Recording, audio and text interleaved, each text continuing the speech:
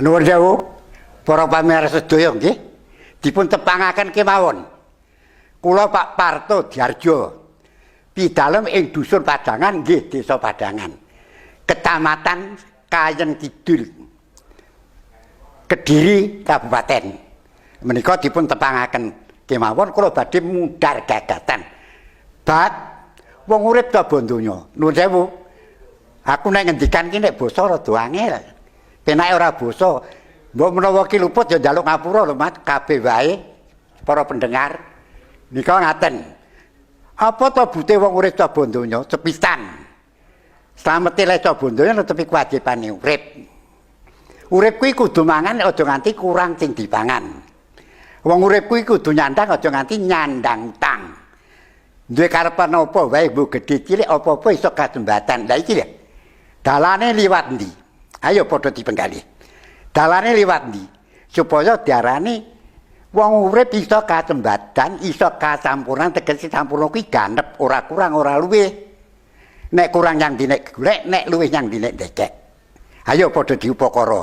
Lah kuwi dalane leh jejuduan tetepungan lanang lan wadon. Kuwi diarani wong somahan. Lah sejatine somahan kuwi enek pitungane. Enek pitungane. Miturut saka dina 7 pacaran 5. Umume dina 7 pacaran 5 kuwi duwe neptu upamane mengkene. Umum niki. Jumat 6 Setu 9 Akad 5 Senin 4 Selasa 3 Rabu 7 Kamis 8. Kuwi umume dina 7. Lah sing dina 5 legi 5 paing 9 pon 7 wage 4 kliwon 8. Lah kuwi ditepukake dadi siji dina 7 lan pacaran 5 upamane. Sing wedok kuwi Jumat pon. Jumat pon. Lah sing lanang kuwi Kemis wage. Nek Jumat 6 pon 7 didarani neptu 13. Lah nek Kemis wage, Kemis 8 wage 4 eneke 12. 12 iki dikumpulne karo 13 kumpule enek selawe. Lah kuwi diarani satuan selawe. Lah satuan selawe kuwi dijukuk dina sing becik. Lah dina sing apik iki dina lanang, dina wedok, dina ijaban 3. Dikumpulne dadi siji, nek wis dadi siji dipara 3 supaya turah loro, itunge. Adam mukamatalah. Nek tiba jarak siji hitung siji diarani tiba Adam. Bisa bocah siji dadi tanggane wong tuwek. Rekoso dadi gawine wong tuwek. Nek tiba mukamat kautus sing donya nglakoni sejatine urip ngerti kewajibane leh urip jejuduan. Nek tiba Allah ora kecipatan ning donya kuwi diarani jarak rampat. Ora nutuk nek jejuduan. Kuwi nek cara pernatan nggone Mbah Kabul kene. Dadi tatan Mbah Kabul kene njukuk saka dina 7 pacaran 5. Lah kuwi kok nek dikumpulake terus diarani neptu selawe, satuan selawe. Lah, satuan selawe kuwi lungguh apa bolong? Lah nggih. Mulane nang kene jarane satuan lungguh lho, bolong jarane hitung ponco sudorakam. Selawe dijukuk 5 kali 20. 20 cukup 4 karek 16. 16 dijukuk maneh 4 karek 12. 12 cukup 3 karek 9. 9 cukup 3 karek 9 cukup 2 karek 7. 7 cukup 2 kari 5. Itunge Sri Dono Loro Pati Lungguh. Iki sing diarani satuan lungguh, kena diarani satuan becik. Lah upamane satuan 23 iki sing diarani satuan bolong. 23 cukup 5. Karek 18 cukup 4, 14 cukup 3, 11 cukup 3. 8 cukup 2, 6 cukup 2, 4. Sri Dono Loro Pati. Tiba Pati kuwi diarani satuan bolong. Kuwi nek ngerti sing nata, tukang nata wong jejuduan, slamet ora enek apa-apa, wadine besok nek duwe gawe mantu, kurang-kurang bejane nek donyane ilang, wonge slamet. Nek wonge sing ilang donyane slamet. Sing mesti satuan bolong kuwi kapan mantu bar mantu nek ora dadi duda ya dadi rondo. Wis ket biyen. Dadi kuwi kanggo pitungan lah mulane senajan to iki mang satuan klawe bener dikukne dina 13. Upamane 13. 13 kuwi Jumat pon Setu wage Akad Kliwon Senin paing Kemis legi. Dadi kuwi 13 kabeh. Ning dina 5 13 kuwi mau kabeh kudu dipilih. Kudu dipilih. Hitunge 9. Cridana hitunge 9. Saka 1 pati 2 jodho 3 padu 4 pekat 5 rasa 6 buntrupat 7 rayu 8 glagatin 9 padha rempuh. Kuwi hitunge 9. Upamane diunggane dina Jumat Pon, tirane manten wedok. Kuwi anake 38. 38 kuwi dipara 3. Turah loro nggih manten lanang lan manten wedok. Hitunge tiba mukamat kautus sing donya nglakoni penggawene Allah. Kuwi bener. Lah terus Jumat Pon. Jumat Pon kuwi kelek daran Jumat ki 1. Kliwon legi paing pon 4. 1 karo 4. Enake 5, 1 pati 2 jodho 3 padu 4 pekat 5 rasa. Kuwi luwih apik. 6 buntrupat 7 rayu 8 glagatin 9 padha rempuh. Lah saiki ngene. Upamane Senin paing. Jumat Setu Akad Senin. 4. Kliwon legi paing 3 7 bagus. Rayu slamet. Akad Kliwon. Jumat Setu Akad 3 Kliwon 1 4 pegat. Kuwi salah. Setu Wage. Jumat Setu Kliwon legi paing pon wagi. 2 karo 5 7 bagus. Kemis legi. Jumat Setu Akad Senin Selasa Rebo Kemis. Kliwon legi 2. 7 karo 2 anake donga. Kuwi darane kerusakan. Mulane dieling-eling sing tenan aja nganti dilewati kuwi. Larangane wong mantu, larangane wong duwe gawe sunatan lan mantu. Selasa wagi, Rebo legi, Kemis pon, Setu Kliwon, Akad paing, Senin pon, Rebo paing, Kemis legi, Jumat paing. Dina tanga kuwi aja pitan-pitan dinggo, kuwi sok kurang becik dadine. Mulane kabeh dulurku sing gatekne swaraku sing seneng ya ben gunggung, sing ora seneng ben maido, tegese nyandak atmaku ki tegese tresna karo aku. Kuwi karepku ning kono kuwi mulane nek wis temu selawe dinane dijukuk ing dina Jumat Pon. Nah, terus sasine iki ngono. Didelok isine dijarak selawe ki mung dadi 12. 1 surat tapar mulut badhe mulut madilawan madilakir nek miturut elingku nek satuan selawe iki sing apik mung tawal karo mulut. Ki sing kesatu kanggo ijaban. Ning sing ora nek dadi sing kanggo mantulan. Duwe gawe sunatan ning kene carane nggone bakabul. 1 surat tapar mulut padha celo aja pikan-pikan dinggo karo dinggo gawe, duwe gawe. Kuwi nek kanggo kene ora kena.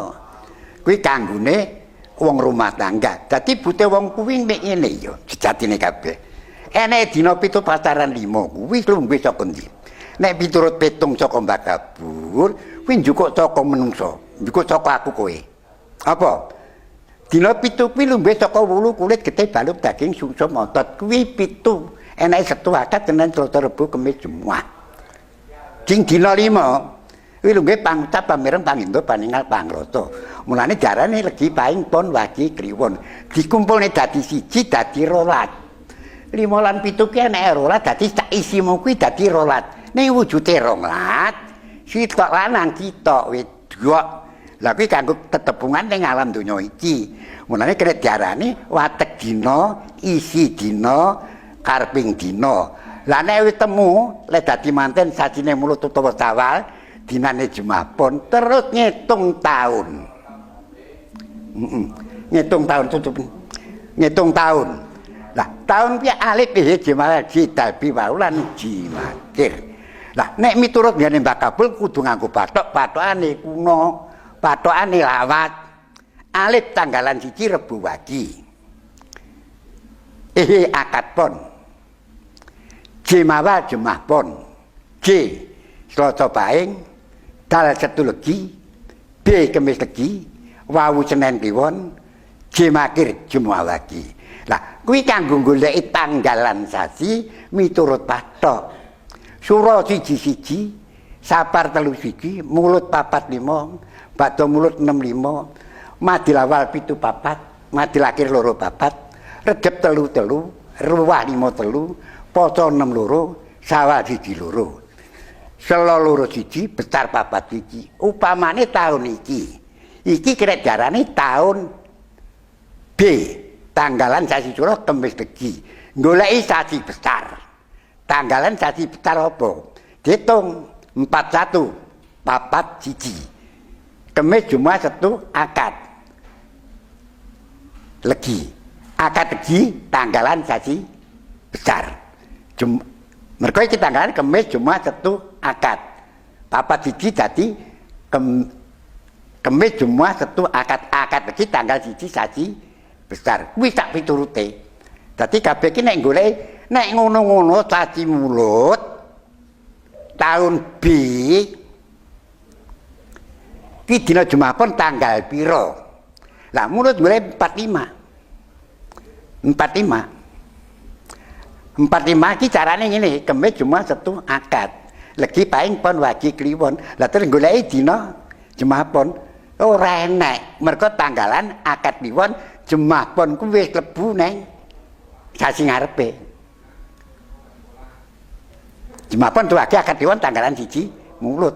Ngono lho. Kemis Jumat Setu Akad. Legi paing pon wagi kliwon. Dadi sasi mulut kuwi ora enek dinane Jumat pon. Eneke ning sasi Syawal. Wal jiro. Sasi Syawal ki siji loro. Saka Kemis Legi paing Kemis paing kuwi tanggalan siji. Nek ngono Jumat pon tanggal loro sasi Syawal. Dene tanggalan umum golek ana dhewe ing tanggalan kuno. Nek sasi Syawal dina Jumat pon ki tanggal loro. Lah terus syarat satuan. Nek satuan Selawi supaya slamet desa bondo netu kajen urip mangan ora kurang ora nyandang utang. Tetep ana pendak malam Selawi. Slametono sego gurih pitik ingkung gedang tangkep ambeng takiran Selawi cilik-cilik Selawi takir. Kuwi tanggal Selawi ngurmati Bagindo Utsman malam Selawi. Kuwi nek satuan Selawi. Nanging aja nganti ninggal hari ulang tahun pernikahan.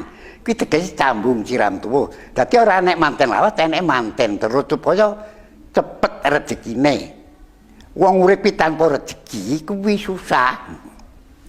Mulane nek mbok lakone kuwi sambung siram tutup pamakne wit-witan nek disirami ora bakal alun kuwi terus. Dadi teger satusan nek satuan Selawe. Lah, syaratnya nek satuan kurang saka 20 kuwi dianggep satuan bolong. 14, 15, 16, 17, 18, 19 karo 22, 23, 28, 29, 35. Dadi syaratnya nek arep duwe gawe sepisan, mbuh mantu mbuh sunatan. Syaratnya kudu mbangun nikah, nek ora mbangun nikah bar mantu dadi duda karo dadi rondo. Kuwi ket biyen. Lah sing apik ditengokno. Lan anak-anak. Ora ketang kuwi paribasane utusane Gusti Allah lahir dina sak dinane ning kudu ngerti tatanane dina. Upamane anake mbarep lahir dina Rebo pon, Kemis pon, Jumat pon, Jumat kliwon. Kuwi kadate tok bocah kuwi lanang sunat wedok dadi manten, ora ketunggon wong tuwa. Lah kuwi kudu ana sarana. Tegese diarani eneke pengruwatan tegese slametan sakake. Iki nek cara prantane Mbah Kabul. Lan sapa duwe anak siji lanang siji wedok anak bupon. Anak loro lanang, anak loro wedok. Utawa lanang wedok, anak telu lanang kabeh, telu wedok kabeh. Lanang wedok lanang, wedok lanang wedok. 5 wedok kabeh, 5 lanang kabeh. Kuwi kudu diruwat Murwakala. Kabeh kanggonan Sukerta nek miturut cerita.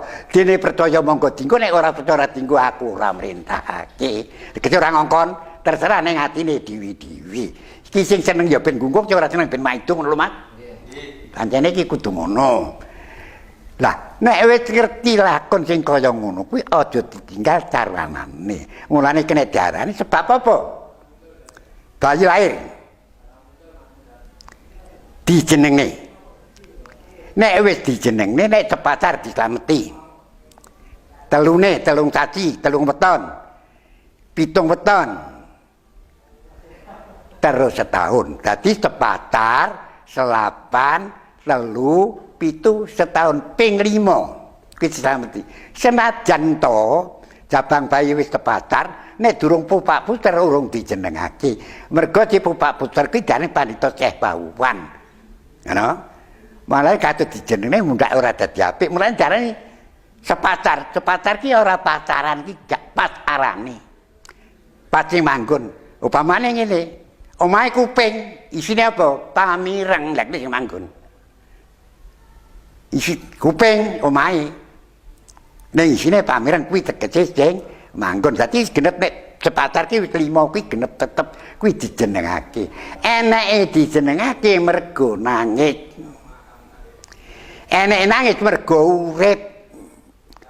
Nek ora nangis kok ora urip dipendem. Ngono lho. Dadi apa sebabe dijenenge? Mergo nangis. Eneke nangis mergo urip. Eneke urip kuwi kudu mangan. Nek ora mangan mati. Mulane nek itung wong coman ki kudu ngerti urip coba donya ki butuh apa? Sepisan slamet. Mangan aja kurang. Urip aja nganti nyandang utang, duwe karep keturutan. Dalane liwat endi? Liwat nek mujujudan aja nganti kleru nek mulih dinane kuwi mau. Sejati ning kono kuwi tumrape wong jejudan ning alam donya iki. Saiki tak ganti. Carane wong lunga boyongan. Wong lunga boyongan. Ya ngene carane. Surat tapar mulut, songo telulat pitulat kuwi lungguhe wetan aja ngetan. Ape ngulon. Madi lakir, suruh tapar mulut aja ngetan. Bakdo mulut madi lakir 10, 14, 18 kidul aja ngidul. Terus Recep ruwah poco kulon. Neptune 7, 11, 15 aja ngulon. Ya, nek 8, 12, 16 Sawal Selo besar aja ngalor. Itunge urip candang pangan loro pati. Kuwi kudu digoleki. Dupe Rebo Kliwon. Kuwi 15 lungguh kulon. Nek mlakune tamabet. Abet. Mergo apa? Rebo Kliwon neptune 15 diitung urip candang pangan loro pati, tiba pati. Apa? Mulai kudu tiba urip candang pangan. Dina 13, 11, 12, 13 kuwi sing kena. Dadi urip candang pangan aja nganti lara lan pati. Kuwi nek wong boyongan. Iki wong boyongan ki ning kono kuwi. Lah mulane kudu ngerti lungguhing dina. Ngono. Dadi wong omah-omah ki kabeh ki ora gampang. Ora gampang tenan, ora gampang. Mikir iki. Lah terus ya nek adek omah. Nek adek omah. Aja ninggal dina 13. Upamane Jumapon Setu Wage, Akad Kliwon, Senin Pahing, Kamis Legi ditambahi 2, Selasa Legi karo Setu Pahing. Liyane kuwi salah. Itunge wong adek omah itunge kuwi ya Kertayasa Bumi Raga Sempoyong. Kertayasa Candi Raga Sempoyong, ora bumi, candi. Kertayasa Candi Raga Sempoyong. Kudu tiba candi tegese ora mungkin mbok nggone tinggone anak putu tak buyutmu isih slamet. Mulane kudu tepung tiba candi. Nah ya kuwi nek wong adek omah ngono. Lah omah kuwi duwe catate wong omah-omah. Wong duwe omah iki lho, nggih omah. Gawe omah aja pisan-pisan gawe kamar mungkur upamane omahe madhep kidul. Aja gawe kamar madhep ngalor. Kuwi salah, ora oleh. Ilang ketentremane kurang-kurang bejane pistah lelakone.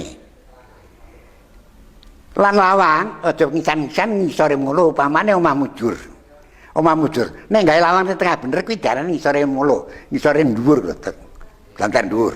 Kuwi larangan. Kuwi sing pates nggone duda karo rondo. Kuwi nek bab omah. Ning kono. Ning nek miturut saka Mbah Kabul, gawe omah ora oleh kenek. Diarani omah rampasan. Mergo adate nek omah rampasan gak iso dawa, gak iso dhuwur tamatno to. Sapa gawe omah pisanan kok doro kepak.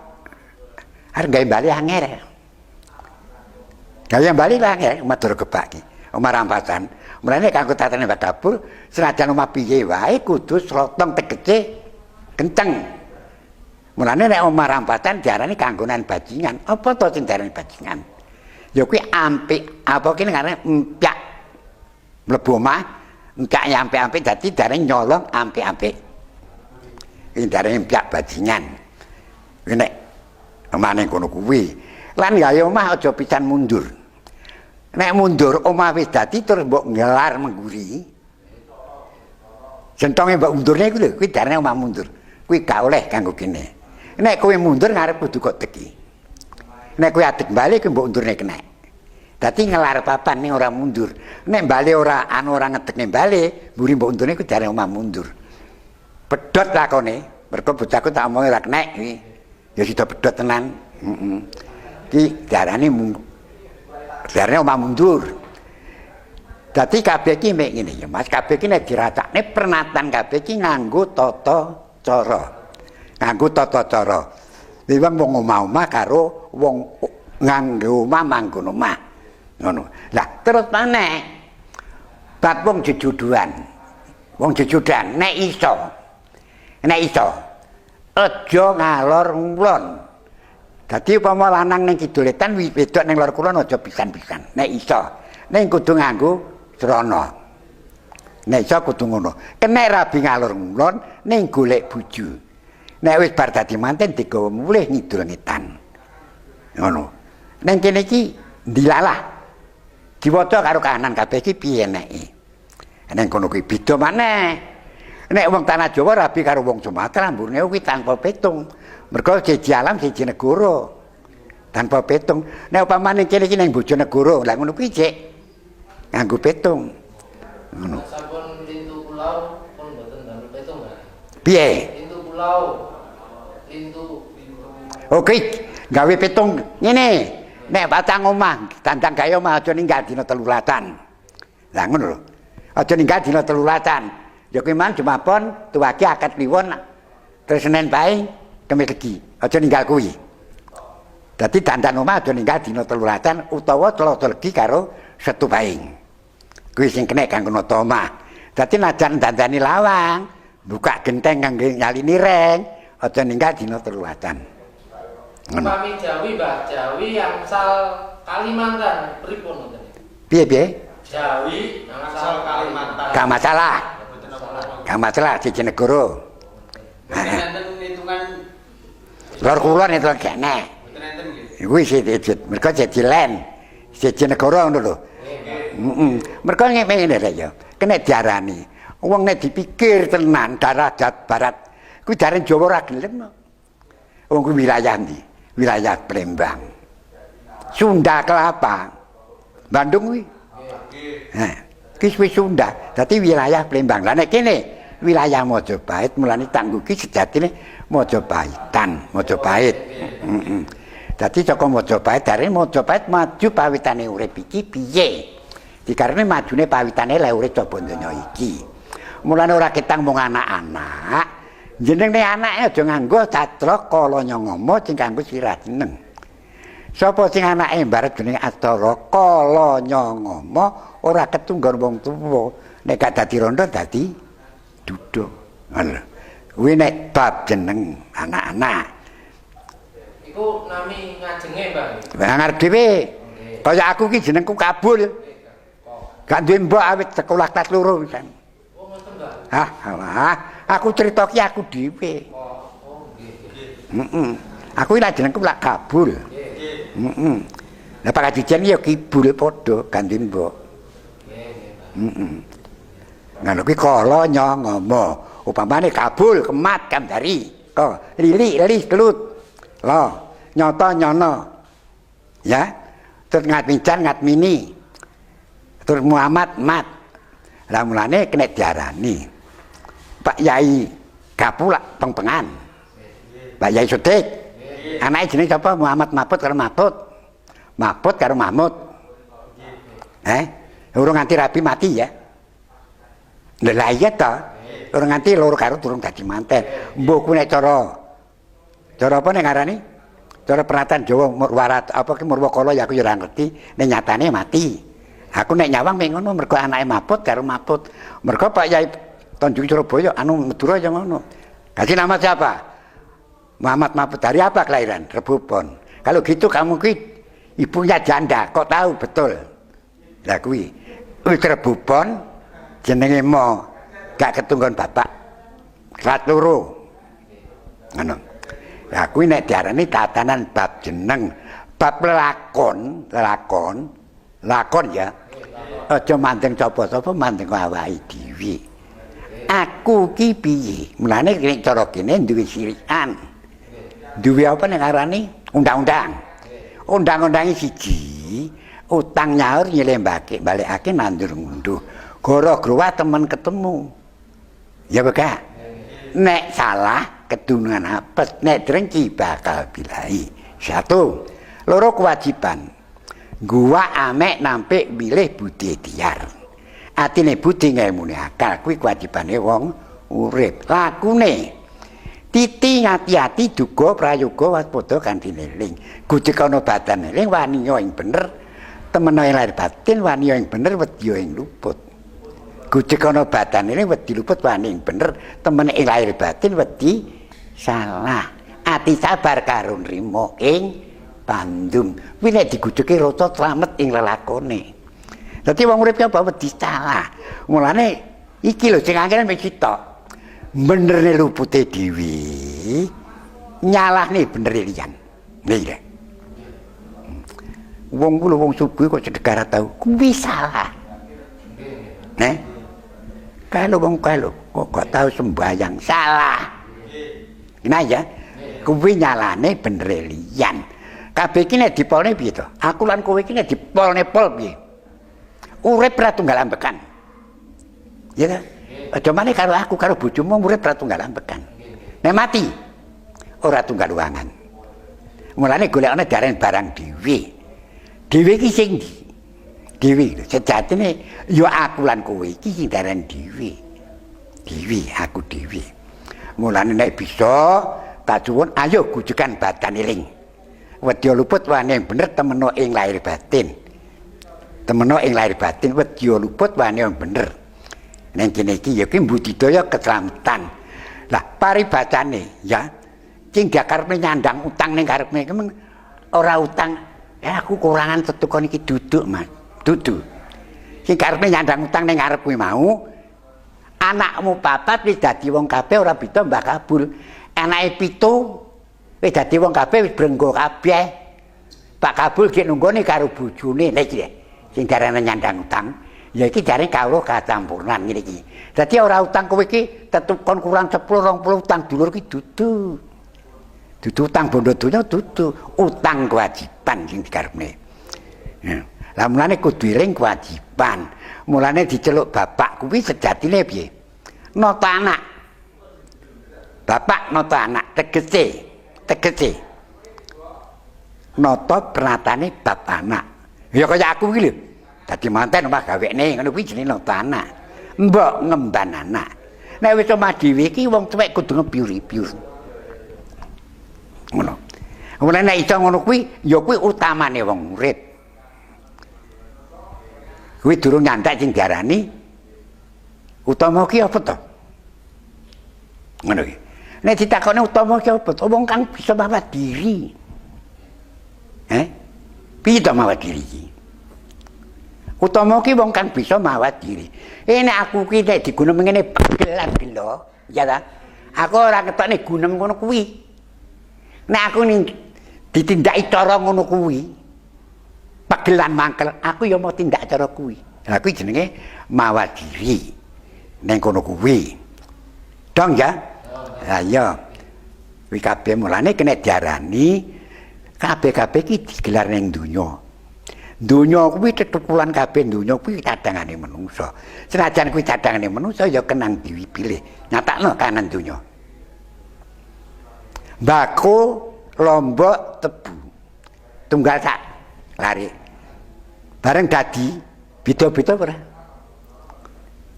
Yang beda apane? Rasane. Diapa-apano nek lombok mesti pedhit kek ndiye pedhit.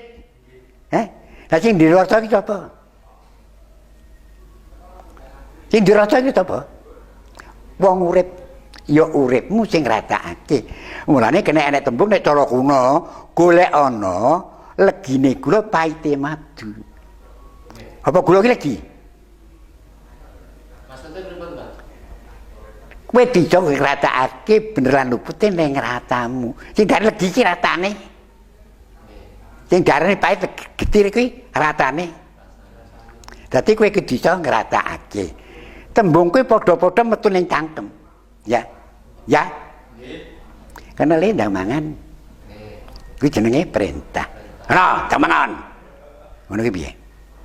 Ayo, ana ndang mangan. Kuwi piye? Padha unine. Ning nadane dhewe wis beda karepe.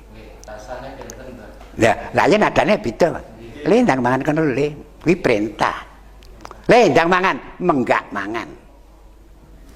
Lah coba ngono kowe mangan. Lama-lama ngedo. Kenapa ora? Lah kuwi diarani watak wantune manungsa tegese candra pawengane manungsa. Nek tak gelar ning kene iki dadine cahya manungsa. Mergo kena diarani enek tembung, enek gini tinunu, enek srengenge pinepe, enek bumi. Ana siti pinembing bumi banyu ingkung toya. Gile nang kene iki.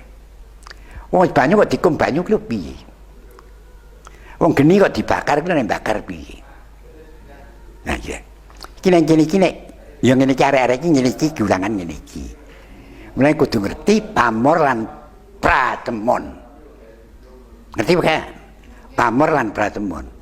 Lah wong ulasmu betengut ngono kok gak nejuk ora muka. Tur kowe ora nyuwara apa-apa, ning ulasmu kene peteng dedet. Ya ora? Lah kuwi diarani Joko pratemone gaib ning kono kuwi. Dadi cahya lan ulat ning kono kuwi.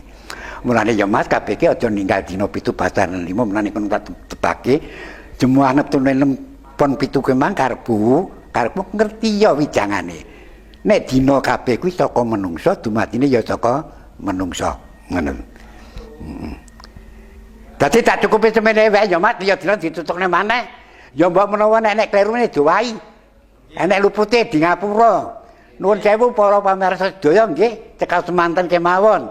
Sanes wekdal dipun lajengaken, dipun tepangaken pun nganti lali kula niki Pak Kabul ngoten mawon. Pun matur nuwun.